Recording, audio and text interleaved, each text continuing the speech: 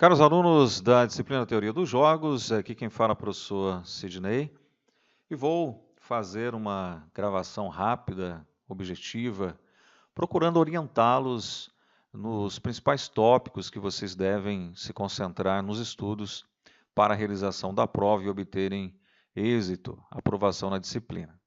Então vamos lá? Dicas de estudo para a prova. Eu gostaria de dizer que eu estou fazendo essa gravação num primeiro momento motivado por dois questionamentos da aula de ontem que não foi possível responder durante a aula. Essa mini aulinha de agora visa responder os dois questionamentos que foram feitos, relacionado à teoria dos jogos, matrizes de payoff e estratégias em concorrência imperfeita.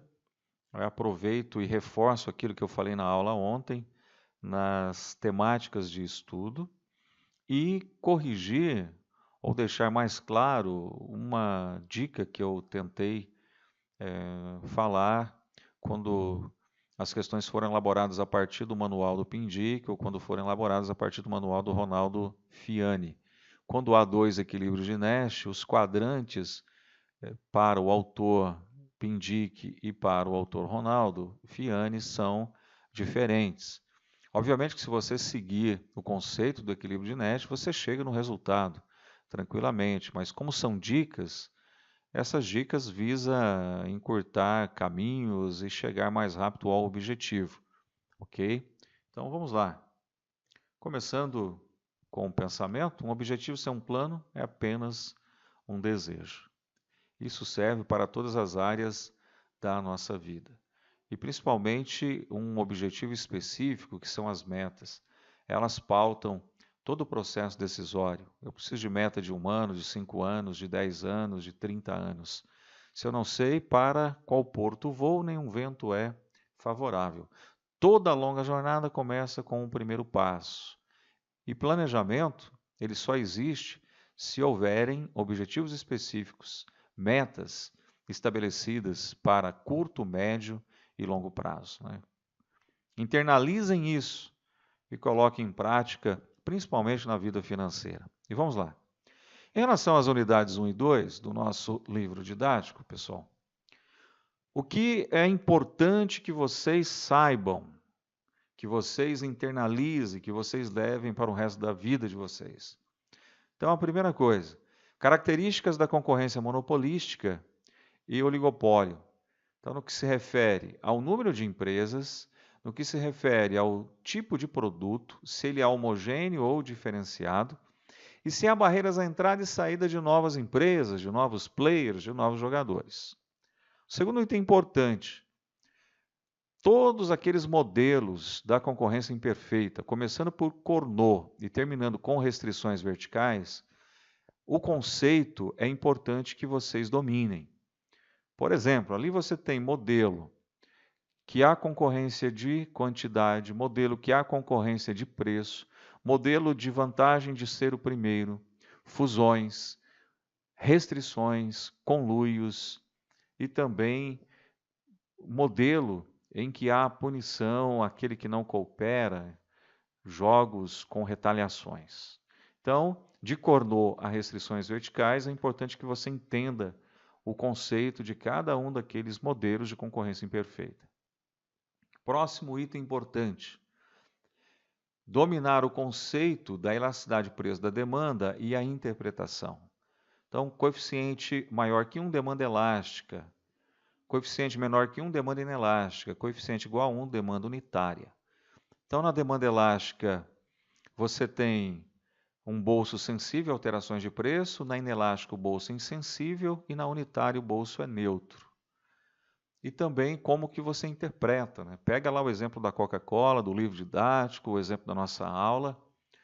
Se sobe 1% no preço, dada a elasticidade, o que vai acontecer com a quantidade consumida, com a quantidade demandada do produto? Na sequência, o conceito e exemplos das estratégias de discriminação de preços. Tem lá discriminação de preço de primeiro, de segundo e de terceiro graus. E fechamos aqui a unidade 1 com o dilema dos prisioneiros. Então, entender este modelo clássico aí da teoria dos jogos é a sua implicação para a concorrência imperfeita, que vai lá para a rigidez de preço, sinalização de preços, por exemplo. Na unidade 2, a taxonomia dos jogos. Então é importante que você entenda a possibilidade que há em relação ao número de jogadores, ao pagamento total, às decisões, às jogadas, acesso à informação e a abordagens. Se é uma abordagem cooperativa ou não cooperativa. Os conceitos da estratégia ótima, estratégia dominante, equilíbrio de estratégias dominantes, também são fundamentais para obter êxito na avaliação. O conceito de matriz de payoff, que é uma matriz de resultados, conceito de equilíbrio de Nash, estratégia Maximin, estratégia tit for tat e a estratégia que envolve o modelo de Stackelberg, que é a vantagem de ser o primeiro. Então, tudo que foi apresentado até agora, das unidades 1 e 2, são fundamentais você dominar os conceitos, as características, as exemplificações para aprovação na matéria, na disciplina. O segundo módulo que nós trabalhamos, pesquisa operacional, programação linear, as unidades 3, 4 e 5, os conceitos-chave, suposições e termos utilizados na programação linear, que está no livro e foi apresentado na nossa terceira aula. Então, o modelo, então, o conceito de modelo, o exemplo de modelo. Conceito de variáveis de decisão, exemplo de variáveis de decisão. Conceito de parâmetros, exemplo de parâmetros. Conceito de função objetivo, função linear, inequação linear e algoritmo, e exemplos. Então, isso aqui é básico para pesquisa operacional, programação linear. E muitas questões da atividade de estudo de vocês, 3 e também da 2, foram pautadas e fundamentadas em modelagem. Então, programação linear é uma das técnicas da pesquisa operacional mais utilizadas no mundo empresarial e, portanto, determinar função objetivo, restrições e as condições de não negatividade. Existem dezenas de exercícios que foram apresentados para vocês e é exatamente em cima do problema empresarial, seja da produção, do marketing, gestão de pessoas, seja de uma questão envolvendo meio ambiente ou questões financeiras, você precisa entender a construir a função objetivo, maximizar ou minimizar as restrições do que você está analisando e as condições de não negatividade. Bom, pessoal, para retificar uma confusão na aula de ontem, em relação aos quadrantes, em relação à linha colunas e aos autores Pindyck e Ronaldo Fiani, eu vou agora interpretar algumas matrizes de payoff e as possibilidades de exercícios que podem ser cobrados na prova de vocês. Então, eu começo num contexto de Dilema dos Prisioneiros, esse jogo que envolve comércio internacional, bilateral, entre o Brasil e a Argentina. Então, olhando para este jogo, nós estamos analisando se na relação bilateral, o Brasil ele vai abrir o seu mercado ou fechar o seu mercado, e a Argentina abrir o seu mercado ou fechar o seu mercado. Então, percebam que no contexto do Dilema dos Prisioneiros, nós teremos um equilíbrio de Nash, então primeira linha e primeira coluna, geralmente, para os exercícios dos manuais do Pindyck e Rubenfeld, e até mesmo do Ronaldo Fiani, um equilíbrio de Nash está aqui na primeira linha, primeira coluna. Mas para saber se há um, dois ou se não há nenhum equilíbrio de Nash, você precisa responder a pergunta: há incentivo para que uma das partes mude a sua estratégia? E aí você vai analisando as possibilidades do jogo. Então eu tenho a possibilidade Brasil abrir, Argentina abrir, Brasil abrir e Argentina fechar, Brasil fechar, Argentina abrir, e Brasil fechar e Argentina também fechar. Olhando para essa matriz de payoff, matriz de resultados, nós percebemos que nós temos as estratégias dominantes no primeiro quadrante. O Brasil abrir a sua economia e a Argentina também para o comércio internacional bilateral. E aí nós temos um equilíbrio de Nash. A opção abrir o mercado é a estratégia dominante para ambos os países e nós temos apenas um equilíbrio de Nash. Como eu falei, primeira linha, primeira coluna, está ali no primeiro quadrante. Importante destacar que todo equilíbrio em estratégias dominantes é um equilíbrio de Nash. Porém, o contrário não é verdadeiro. Então, fiquem atentos, porque essa informação é muito importante. Agora, retificando a confusão da aula de ontem, vamos lá. Os autores Pindyck e Rubenfeld, quando há mais de um equilíbrio de Nash, como é o caso deste jogo, em que a empresa A e B estão avaliando produzir produtos de baixa e alta qualidade. Tá? Então, as opções do jogo. No primeiro quadrante, primeira linha, primeira coluna, nós temos prejuízo para ambas as empresas. Então, 20 milhões de prejuízos para a empresa A e 30 para a empresa B. Na primeira linha, segunda coluna, nós temos lucro de 900 milhões para A e 600 milhões para B. Na segunda linha, primeira coluna, nós temos 100 milhões de lucro para A e 800 milhões de lucro para B.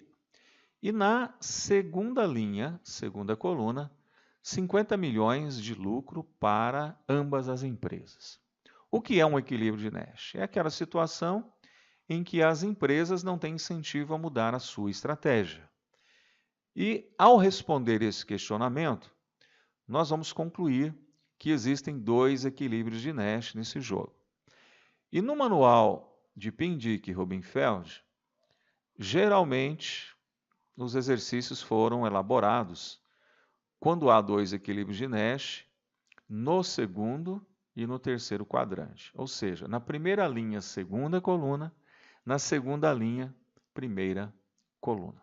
É exatamente o que está escrito aqui embaixo para fixar isso que eu estou dizendo para vocês. Mas como eu determino quantos equilíbrios de Nash há no jogo? Respondendo à pergunta. Os jogadores, as empresas, os players, têm incentivo a mudar a sua estratégia? Quando a resposta for não, você encontrou o equilíbrio ou os equilíbrios de Nash. Vamos lá. O autor Ronaldo Fiani, em exercícios elaborados a partir do seu manual de teoria dos jogos, então aqui novamente um outro exemplo em que há dois equilíbrios de Nash. Aqui eu estou analisando se a empresa A ela vai desenvolver ou não desenvolver um novo padrão tecnológico. E a empresa B, ela está analisando se atualiza ou não atualiza o padrão tecnológico existente, olhando para a ação e reação da empresa A. Então, A desenvolve ou não desenvolve, olhando para a reação da empresa B, se atualiza ou não atualiza. Quantos equilíbrios de Nash há no jogo? Eu preciso responder a pergunta, olhando para as opções do jogo, se há incentivo à mudança de estratégia. Se não houver incentivo, então olhando aqui para a primeira linha, primeira coluna, é o primeiro equilíbrio de Nash. Olhando para a segunda linha, segunda coluna, nós temos o segundo equilíbrio de Nash. São situações em que os jogadores, as empresas, no caso, não teriam incentivo a mudar a sua estratégia do jogo. Mas se você olhar, voltando aqui, os dois equilíbrios de Nash para o manual de Pindyck e Rubenfeld, eles estão em quadrantes diferentes do manual do Ronaldo Fiani. Tá? Então, se o exercício foi elaborado a partir de Pindyck e Rubenfeld, estará ali quando há dois equilíbrios de Nash, no segundo e no terceiro quadrante. Quando foi elaborado a partir de Ronaldo Fiani, estará no primeiro e no quarto quadrante. Lembrando que quando eu falo primeiro quadrante é o quê? Primeira linha, primeira coluna. Quando eu falo quarto quadrante, eu estou me referindo à segunda linha, segunda coluna. Ok? Pessoal, são dicas importantes que vão ajudar e muito a resolução da prova. E eu quero finalizar chamando a atenção de vocês para o que está colocado no slide. Importante destacar que o equilíbrio de Nash procura captar situações em que os agentes não teriam estímulos para mudar suas decisões.